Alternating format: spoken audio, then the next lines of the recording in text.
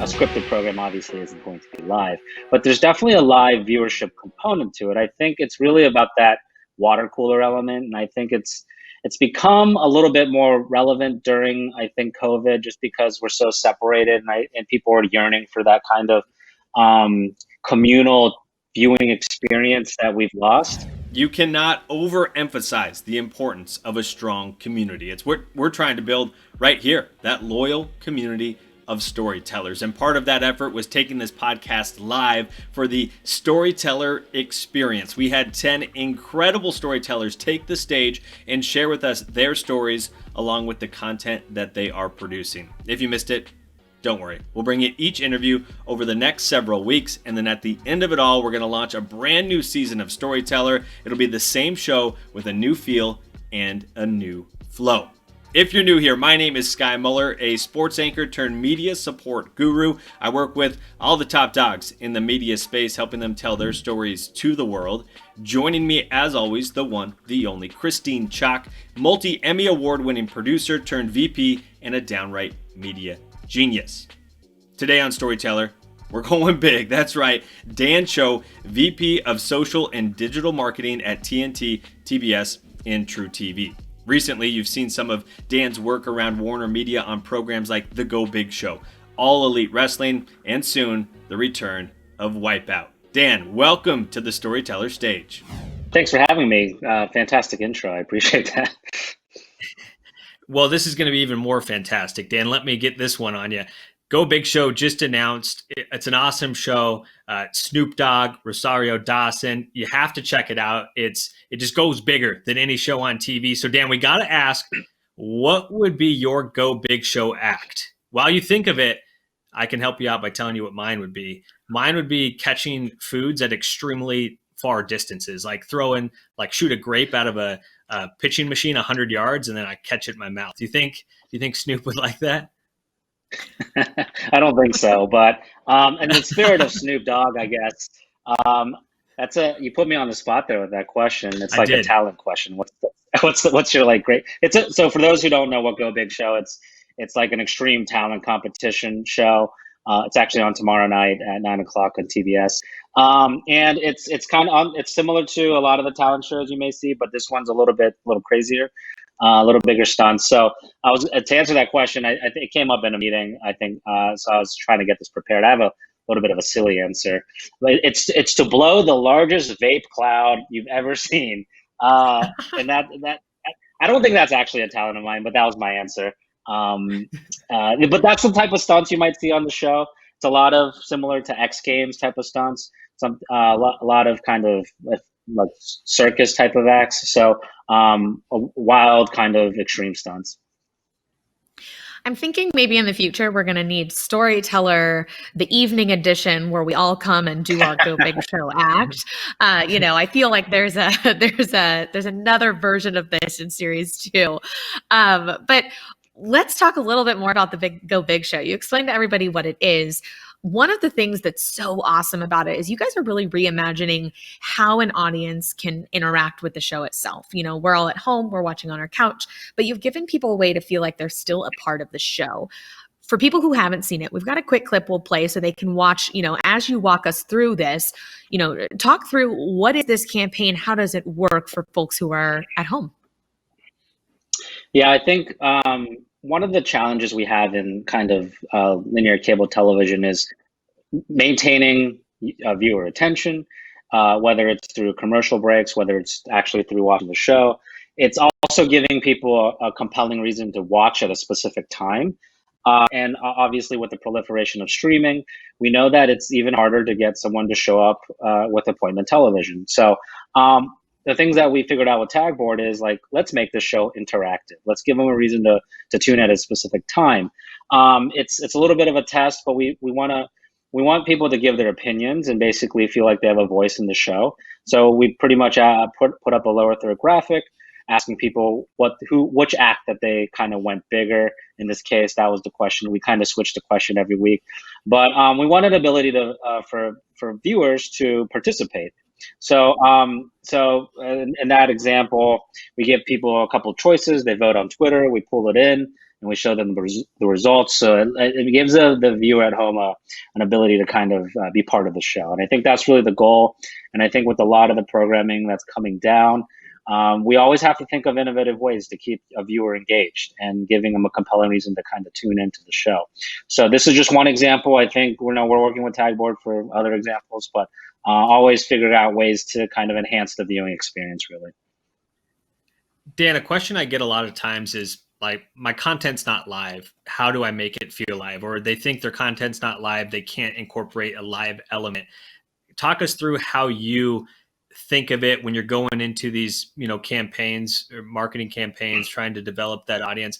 If it's not live content, what are you thinking to still be able to engage that audience in real time and stuff like that? Well, dirty secret here, the Go Big show isn't technically live. So that's a good example of a show where we try to integrate a live component or element. So I think if you think about another show that we've had, it actually premiered last night, Snowpiercer, which is a scripted show. It's based off the movie. We're in season 2. And that's a scripted program, obviously isn't going to be live, but there's definitely a live viewership component to it. I think it's really about that water cooler element. And I think it's become a little bit more relevant during, I think, COVID, just because we're so separated and people are yearning for that kind of communal viewing experience that we've lost. So what we try to do is, whether it's with talent, whether it's our brand, engage viewers live while the show is on air, because I think viewers really want to give their opinions, really want to give their takes on what they're feeling. So that's really the strategy there. It's definitely a common thread we've heard with all of our storytellers, whether it's in sports, media, entertainment, that water cooler effect when we're watching TV. 9 times out of 10, we're sitting texting our friends about what we're watching. So I love that you guys are bringing that conversation into the programming itself. So I don't even have to look down at my phone. I can just keep my eyes right on the screen, which is where you want them. Pivoting a little to another show you've got, we saw the announcement about Wipeout. For folks who don't remember Wipeout, it was the giant red bouncy balls. It aired back in 2008 to 2014, and it's making its return on TBS. Take us through the creative process. You get a new show. You're starting to try to figure out new ways to launch marketing campaigns around something that existed at one point and is coming back. Mm-hmm. How do you approach that? So whenever we get a show, I think one of the first things we do is do exactly that. We dive deep into it strategically, think about who the audience is. And I think obviously when you have a show with existing equity and existing brand, that never really went away, actually. Wipeout has been clipping out old episodes on YouTube and Facebook throughout the whole gap, and rather successfully. So I think we take that into consideration. And as someone who works in social, we think about the audience that they've already developed. And this is one of those shows that, we can just jump right in with that existing audience versus starting from scratch per se. So starts with the audience, starts with the creative too, of course. In this case, the show is, it has all the beats that everyone knows and loves from the original show. You got people wiping out, hurting themselves, within reason, of course, within a safe kind of protocol. But they wipe out, and so we know that that's really popular. There's a little bit of that shot and bite happening on social, where people really enjoy these kind of fail clips. And I think when the show was on the air, I think the social media really was in its infant kind of phase. Mm-hmm. And since then, of course, I think a lot has changed on the internet, on the web, of course. And this kind of concept of fail videos, and I think America's Funniest Home Videos kind of did really well in this space prior to kind of it proliferating on Facebook and whatnot. But we know that that's a thing. We know there's an audience for it, and we know it's heavily consumed on social. So that's another kind of thing that we think about. And then one of the other pillars that really have for the show is the new hosts. So it's John Cena and Nicole Byer, and Camille Kostek is the sideline reporter type of situation, and she's famously dating Rob Gronkowski. So we have a lot of equity as far as the hosts go. I think in the previous conversation, there was a lot of talks about like the power of the celebrity, and we certainly approach it that way too. John Cena is huge, huge star, close to the Rock levels, arguably, when it comes to kind of at the intersection of professional wrestling and sports with also entertainment. He's a big movie star too now. Nicole Byer has amazing comedic chops and has that Netflix show. I think nailed it because she has the hosting kind of capabilities. So we're really leaning into that as well. So it's really Wipeout 2.0, 3.0, whatever you want to call it. It's like new and improved, new courses, new major wipeouts, really modernized kind of for 2021. It's really cool to listen to you talk about how Wipeout still has that community that you can kind of grab onto and work with there. You have the big superstar host of the show that you can work off of too. On the flip side of that, All Elite Wrestling, brand new, comes to TNT. You have to help grow a community for a brand new league, production, whatever, a whole new thing. Different style too compared to some other things you're doing. What went into the growth of All Elite Wrestling and the success that we're seeing around it? Yeah, All Elite Wrestling AEW has been an amazing kind of franchise for us. And if you guys remember, for some of the older folks here, TNT used to have professional wrestling, WCW. So it's not new to us per se. And it was a big hit for us back then. We kind of went head to head with WWE at the time. I didn't work here. But now with AEW, the thing about what made AEW so amazing, I think with professional wrestling, it gave you an option. And there wasn't, we often looked at it as kind of an upstart competitor brand that was a little different than WWE. It had a lot of the same things as far as what people love about professional wrestling, but we took a little bit of a more of a underdog kind of story here because it was a new league.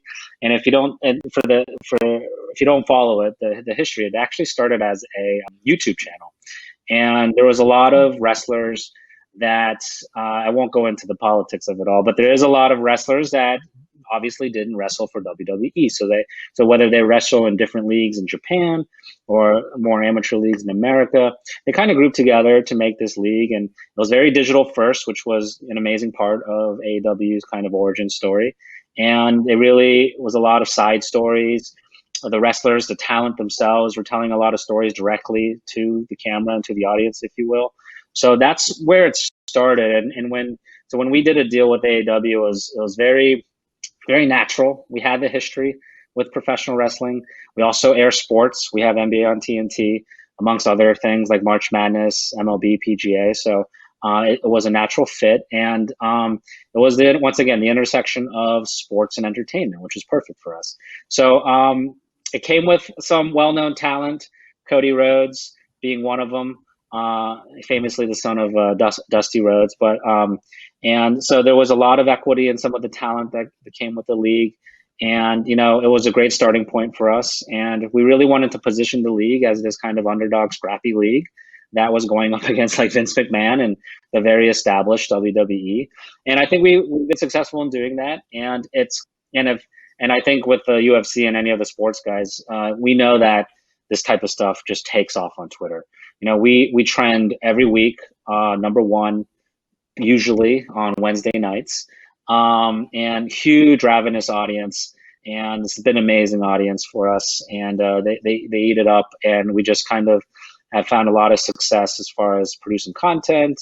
We actually have the AEW Awards tonight. I've been plugging a lot of stuff on this, so I hope you guys are okay with that. But we have the AEW Awards tonight, the first ever AEW Awards. My team actually made it, which is incredible.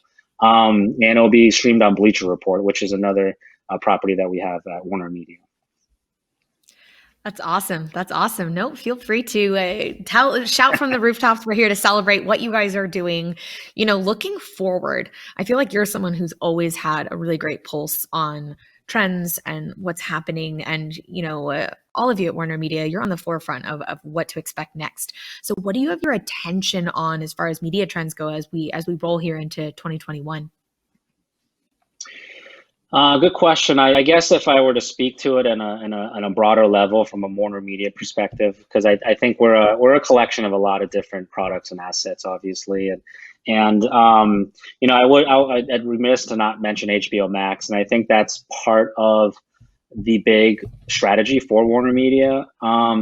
HBO Max obviously are a competitive product to other streamers out there like Netflix and Disney Plus and whatnot, but that's our big, I think, foray into the future of kind of content distribution and viewership. And the role that we play at the linear cable networks, TNT, TBS, and True, we have, for one, I mean, we're a very mature business, and we generate a lot of cash flow in that sense. But so we work in conjunction with HBO Max and very much kind of from the financial perspective, but also, we have lots of reach. We have lots of eyeballs on cable. It's still a very big kind of viewership platform for audiences in the States, of course. So there's, I think, one thing that we talk a lot about, and you guys have probably seen in the news, is this kind of windowing strategy. Whereas content used to live in XYZ place and it lived there for however long the deal kind of told you that it lived there. But now, a movie that's in the theaters could air on TNT and then live on HBO Max. And I think we know that, one mantra that we use very much at the company is putting the consumer first. So what do consumers want? They want to watch things when they want, where they want, and whatever device they want. So we make sure that we can do that. And when a movie or television show is produced, whether it's by Warner Brothers or a different network or a production studio, we make it available. We make it accessible, whether you want to watch it on cable, whether you want to watch it on your phone or in the theater, however you kind of want to watch it. So that's kind of a big way that we're looking at it from a macro level, as far as like the future of how we distribute and produce content. We can't let you all go without asking our marquee question. We ask this to every storyteller who joins our podcast, who joins the Storyteller Experience here. In 3 words, the best stories are blank, blank, and blank. They're detailed. They are entertaining and personal. I guess everybody has a unique story to, I think, a lot of the points here. I think personal stories do tend to bring that emotion out too. So I'll end it with personal. Detailed, entertaining, and personal. Dan, you hit all the above on your appearance on Storyteller. We appreciate you giving us your time and sharing what's happening at Warner Media. Be sure to catch us next week for quotes like this. Creating those access of points of intimacy between our superstars. And I think we see it across a lot of sports organizations now, whether those be, the virtual meet and greets or other ways to keep superstars, athletes, front and center with fans is super important, and somewhere like the Bump we continue to do that. Bringing superstars to your fans. That's exactly what we're going to do next week with Nate Laux, VP of Production and Strategy at WWE. We'll catch you then.